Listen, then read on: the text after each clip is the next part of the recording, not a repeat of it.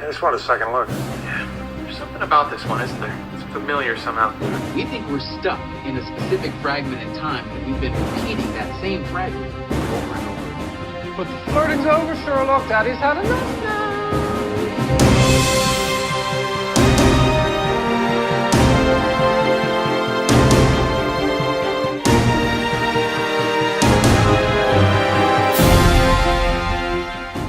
Hello and welcome to You've Seen It Before, TV reviews of Connections in Mind.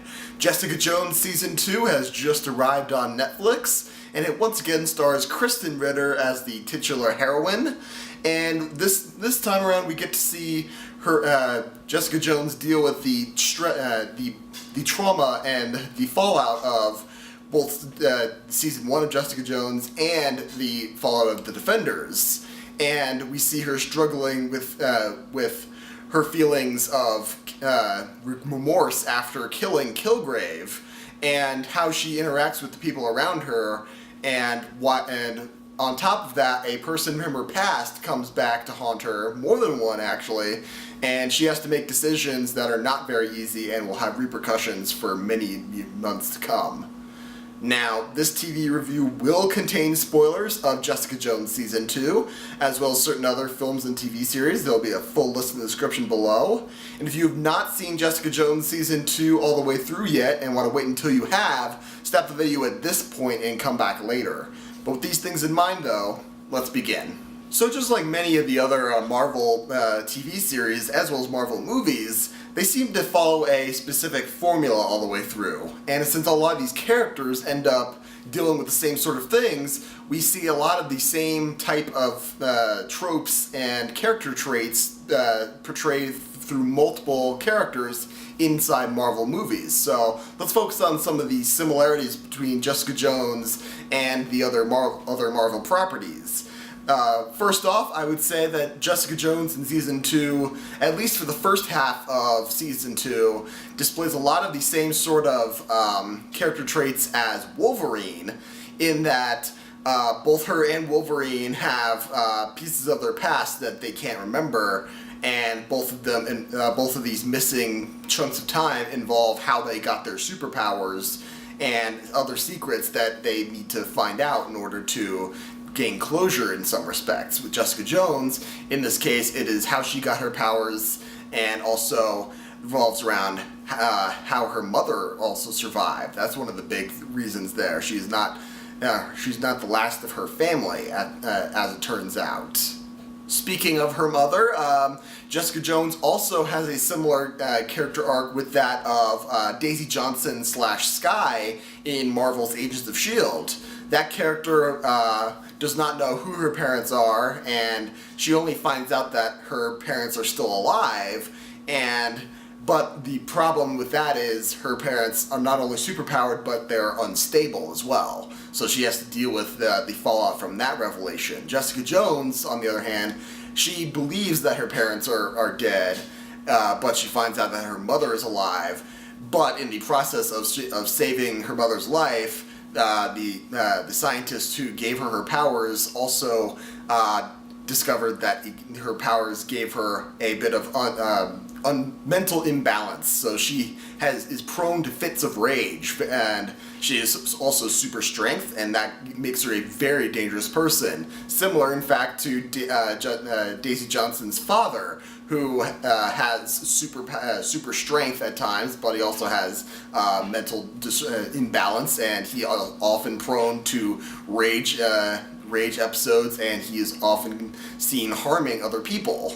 Now, Jessica Jones Season 2 also deals heavily with issues of post-traumatic stress, and Jessica Jones has dealt with a lot in her time in both her first season and the Defenders. Most notably, all the stuff involving Kilgrave and the things that he forced her to do, and the fact that she was driven to have to kill him by herself with her bare hands, and her trying to figure that out and deal with that.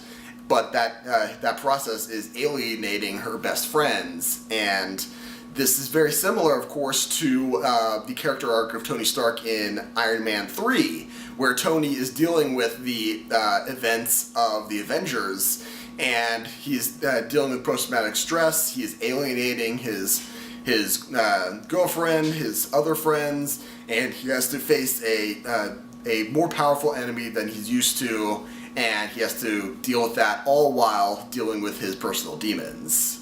Now, circling back a bit to the connection between Jessica Jones and Wolverine, there was an interesting connection as well with the film The Wolverine, in which Logan has isolated himself from the world after the events of X-Men The Last Stand, in which he ended up murdering Jean Grey because she was harming people. And throughout The Wolverine, Logan is haunted by the image of Jean, and she essentially acts as a sounding board for Logan during the course of that movie, and he has to wrestle with his demons in that regard, using the image of Jean Grey as a sounding board in that regard. This is very similar, in fact, to the way in which Jessica Jones eventually ends up seeing an image of Kilgrave in the person, and he acts as sort of a sounding board for her negative emotions, and as the personification of her dark desires that she's actively struggling against. And there's great balance here because there's great chemistry between Christopher Ritter and David Tennant's Kilgrave, at least the image of him, and we get to see him Kilgrave essentially goading Jessica into killing again, and she's struggling against that. And on a side note, this is also very similar to an episode of Star Trek Deep Space Nine, in which Ezri Dax is forced to channel the memories and experience of one of her previous hosts, namely Duran Dax, who was a murderer and murdered one of her previous hosts, and she's forced to conjure up his image, who appears next to her, as only she can see him throughout the episode, and she is forced to use him as sort of a sounding board to help her get to a bottom of an investigation, but also she's struggling with the dark emotions that are inherent within her, and she's struggling to resist the temptation to succumb to those emotions. Now, with all these things being said, how does this season fit in with quality-wise with the rest of the Netflix Marvel TV series, as well as just the TV series in general? I would say, ranking this within the pantheon of the Netflix Marvel series, I would say this is definitely better than Iron Fist, for sure. Better than The Defenders, I would say. But not better than Luke Cage or the first season of Jessica Jones, or the first two seasons of Daredevil, because whereas the first season of Jessica Jones had a lot going for it, it had a great build-up to a great villain in David Tennant's Kilgrave. Here, the mysteries that are surrounding her, they don't really get great payoff, I would say, in the long run. Also, it seems sort of obligatory that around the halfway point of each Netflix Marvel series, we'll get a flashback episode, and while there are some powerful moments in that, they aren't necessarily illuminating as a character study goes, whereas some of the other flashback episodes in the other Netflix Marvel series seem to at least be able to shed more light on more interesting characters.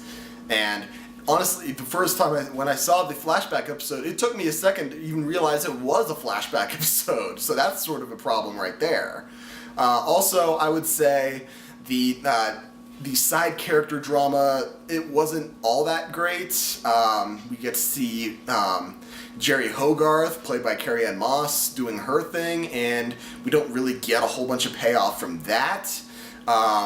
We get to see Jessica Jones struggling with a rival private investigator, and once again, that he only pops up a couple times and isn't really all that integral to the plot, and that feels like a sort of a waste of time.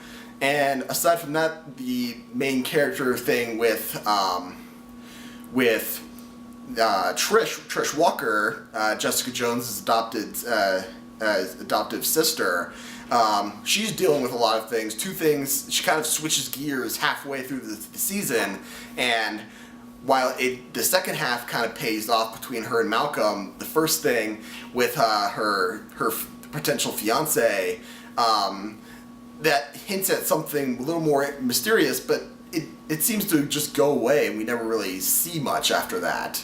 So overall, I would say it feels a little more muddled and a little less satisfying when it gets to the end episode. Plus, the final twist of this of the season, I don't really want to spoil it here if you haven't seen it, if you made it to this point without seeing the end of season 2, but it just felt out of nowhere, out of character, and the timing was just a little weird, and I don't know, it just didn't feel quite right. So I would say overall, it's not a bad season of Marvel TV, but it's definitely not the best. I would definitely recommend rewatching season 1 of Jessica Jones. That was much stronger, or Daredevil as well, or even Luke Cage. However, this is the first time we're seeing Jessica Jones on her own since her premiere in 2015, and this is getting me more excited for what else Marvel has coming forward in the Netflix sphere. Next up should be Daredevil season 3, and that should be also very exciting based on what I'm seeing here. So thank you all for watching. I appreciate whatever audience I can get. Be sure to look for my next review, which will be for the 2018 Tomb Raider, coming out March 16th. And just remember, there's nothing new under the sun, and yes, you have seen it before.